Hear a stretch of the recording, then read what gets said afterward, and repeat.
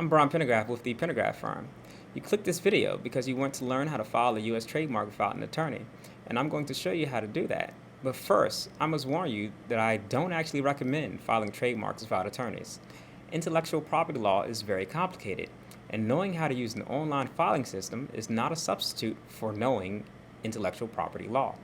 An attorney can help you save a lot of time and money by doing a comprehensive trademark search and preparing a legal opinion so you understand the likelihood of success before even filing. It takes about 6 to 12 months for a trademark to go through. So this is something that you want to get right the first time. Also, I believe that filing without an attorney increases the likelihood of making a mistake or of you getting a office action from the United States Patent and Trademark Office that you'll have to reply to.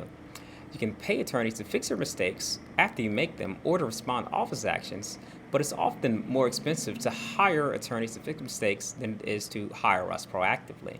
If you would like the assistance of an attorney to help you register your trademark and protect your brand, or if you have made a mistake and you're interested in getting help to fix that mistake, then my link is in this my link on how to contact me is in the description. Without further ado, here's how to file a trademark without an attorney. Disclaimer, this is for legal informational purposes only. This is not legal advice. Let's rock. So I decided to turn each step in applying for my trademark into a slide. This way I didn't have to take time clicking on something and waiting for the next page to load up, because that would make this video a lot longer than what I think it needs to be. I think this is a much faster way to explain the steps, because now I'm not actually waiting for for the next page to come up. So the first thing that I did when I applied for this trademark is that I had to, well, for this demonstration at least, I had to find the United States Patent and Trademark Office website. So I typed in USTPO. I actually spelled it incorrectly. I was supposed to type in USPTO. Nevertheless, this is Google, and Google is smart. So they came up with what I needed. So the United States Patent and Trademark Office website. So then I can click on that, and which brings us to the next page, which is the United States Patent and Trademark Office website. And it's actually uspto.gov, but yeah, so now this is the website. So the next thing I did was I hovered over trademarks, and then I had to click on apply online, because you apply for trademarks online. Then from there, I had to scroll down to the particular forms, and this is the initial application form, because I'm applying for an initial trademark. So there's different forms. There's perhaps the response form if I have to respond to an office action or something like that. But it's not what I'm doing here. I'm applying an initial application, so I need to click on initial application form. After clicking on that, I have to click on start my application in TEAS, and TEAS stands for Trademark Electronic Application System. And so after this, I had to log in actually. So I had to log in my information. And if you don't have a USPTO account, then you have to you have to create one. But after logging in, then I'm able to continue to the next page. And this is the Trademark Electronic Application System page. There's lots of fine print or boilerplate that you guys should probably read through before you file. And scroll down. Now I have to select the type of application that I'm applying for. In this case, I'm going to be, for the purpose of this demonstration, I'm going to apply TEAS Plus. TEAS Plus, it's a bit more limited than TEAS Standard, because TEAS Standard actually allows you to type in a custom description, whereas TEAS Plus, there's a bunch of pre-approved descriptions. And also TEAS Plus is it's $50 less expensive than a TEAS Standard application. But if there's anything wrong with the application, or perhaps you ended up not complying with the TEAS Plus requirements, then you're charged $125. So then it actually ends up costing more than applying for a TEAS Standard application. I think overall, I actually prefer TEAS Standard, because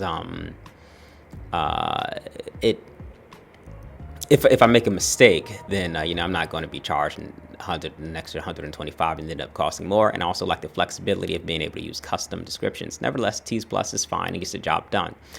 And as an attorney filing this application, so for me, this answer is yes. But I'm going to click no here for the purposes of this demonstration, and then I'm going to click continue. All right, so after that, I have to fill in some information. Who's going to be the owner of the mark? In my case, it is going to be my business. I'm going to type in the Pentagraph Firm LLC, and I'm going to click also known as, I'm going to put TPF Legal. And this is a limited liability company, so I'm going to click on limited liability company. Now, of course, the reason, perhaps a good reason to consider using an LLC or a sort of corporation instead of an individual name is because trademarks are public records. So it may be, at least I'm more comfortable in using a entity name than having my own name there.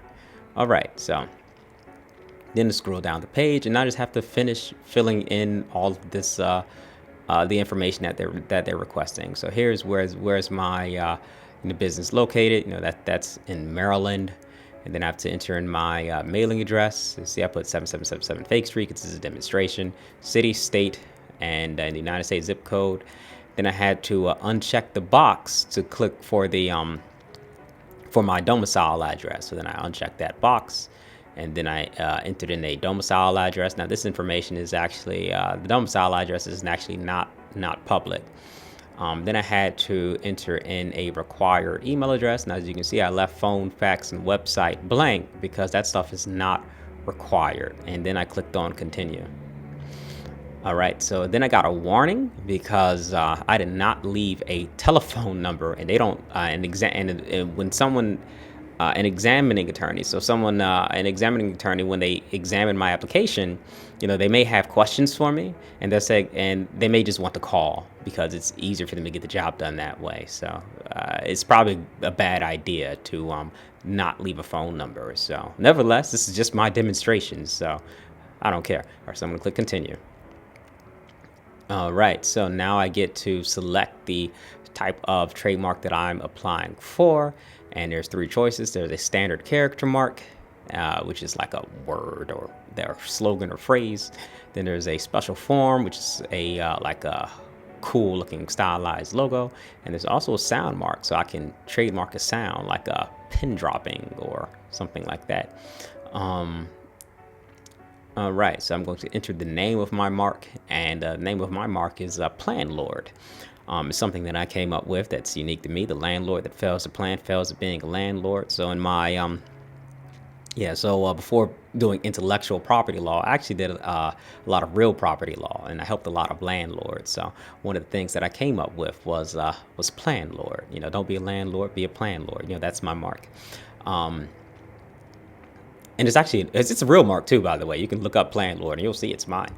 So I'm typing the name of my mark there, and then I'm going to, let's see. I'm not going to check additional statement here because I don't need to give any additional information just based off of this statement here. So I'm not going to check that, but that's something that you need to read because you may need to check it and apply additional information. And then I'm going to click on continue.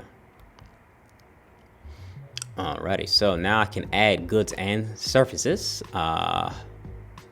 So I'm going to do that. Click goods and services. Boom. All right, so I need to search for what describes my goods and services. And in this case, for me, it's legal. So I typed in legal here, and then I clicked on go. And as you can see, I typed in legal, and then a lot of relevant things somewhat related to legal came up, and I'm going to have to find what makes sense for me. For example, legal services, that makes perfect sense. I give legal services. Legal consultancy, that may make sense. It's cool. Legal advice, I think that's even better. Legal pads, no, I'm not selling legal pads. Legal advisory services, that kind of makes sense. Legal consultation services, I like that one too. So, but the two that I clicked on that I felt made a lot of sense for me is legal services and legal advice. Now, of course, if you do a T standard application, you don't get to these boilerplate sort of selections. You don't get to you can go beyond these sort of boilerplate suggestions. You can actually type in what these goods or service that you're providing. So so I clicked on legal services, legal advice, and then I clicked on insert checked entries. Boom. And now, and boom, there's the two things that I've added: legal advice, legal services. Now, the mark. Now, it's possible that a mark, say for example, if I wanted to sell clothing as well, I would have to click on add goods and services again, and then I can do another search, and then I can for perhaps clothing, apparel, things of that nature, and then I can keep adding all the things that I'm using my particular mark for. In my case, it's just legal services, so I'm going to continue scrolling down, and all right, so there's a few options to, when applying for a trademark. The ones that are relevant for most people is Section 1A. This is applying for a trademark that is already in use. And Section 1B is when applying for something that is not in use yet, but you intend to use. Now, if you're making a Section 1A selection, you have to actually provide proof that you are using the service. That the service is actually in use. You have to provide a specimen. For example, I have a landlord book, and that is I put a picture of my landlord book in this as my specimen in Section 1A. But of course, for the purpose of this tutorial, I'm going to be clicking on Section 1B because I don't have to actually provide a specimen for a Section 1B application, at least not yet. That said, if you click on Section 1B, it's actually going to be more expensive if something is not in use now, because you're going to have to submit a specimen later on. I think it's within 6 months after you apply for your after applying for a trademark, and you're going to have to pay, I think, additional fees in order to submit a Section 1B application. So Section 1A is the way to go if if the mark is already in use. If it's not in use, then of course Section 1B is the way to go. But for the purpose of this demonstration, I'm going with Section 1B. Alrighty, then I have to read on this, and I have to click on this button here. And then, of course, it lets me know that I have to. It's going to be an additional fee, and I was going to have to submit a specimen later. But that's fine. Then I'm going to sign filing basis for a Section 1B for both of these classes that I clicked on. Alrighty, so assign filing basis 1B. Boom, boom. There we go. And from there, I click on continue to get to the next page. Alrighty, so now they want to my correspondence information, so they know how to reach out to me. So I just enter a fake, an email address. I entered a fake one, but please don't enter a fake email address because they actually need to contact you. Then I'm going to click on continue. And then from here, I get to the next page where I get to, they let me know how much my application is going to cost. My application, unfortunately, it's $225 per class. And again, I'm in class 45 legal services, so that's $225. Now, if I did legal services plus apparel, that would be $225 times 2. So what is that? If I did the math correctly, that is what, $450. So my fees would be $450 if I was in multiple classes. But I'm only in one class, so that's $225. Then I'm going to click on, then I need to sign. Click on the signature method that I would like to use. So I'm going to click on sign directly. Alrighty, scroll down a bit. I get to enter in my name and the name of the person signing. And of course, I put fake name, and then I put the date there. Let's go further down. Then I get to put in their let's see. Oh yeah, that's right. I forgot to point out. I have to click on these check marks as well too. So I have to click on all those check marks. Alrighty. So then I had to write my signature. It's so again I put fake name, and they want you to put like a what's it called? A / before and after the name. It's a weird way to sign a signature, but that's what they want. So those / are there. Then I put the signatory name. Of course, the name is first name, last name, which I just put fake name, and then the position of the person who is signing. Now, for a limited liability company, they have here,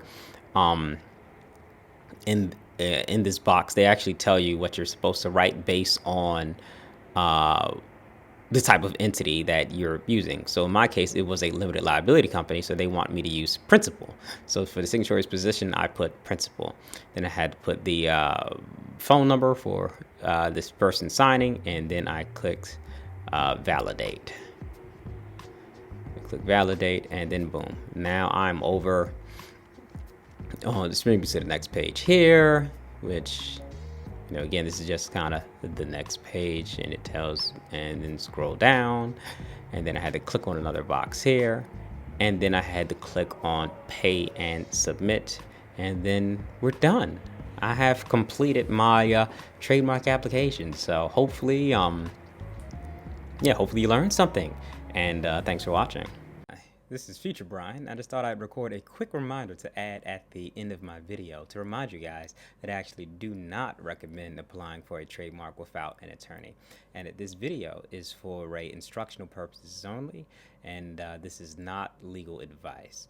But if you would like the assistance from an attorney such as myself to help you protect your brand, or perhaps apply for a mark, or perhaps respond to an office action, my contact information is in the description, where you can contact me. There should be a link down there you can click on, and then you'll be able to reach out to me. Thanks for watching. I hope you found this video helpful.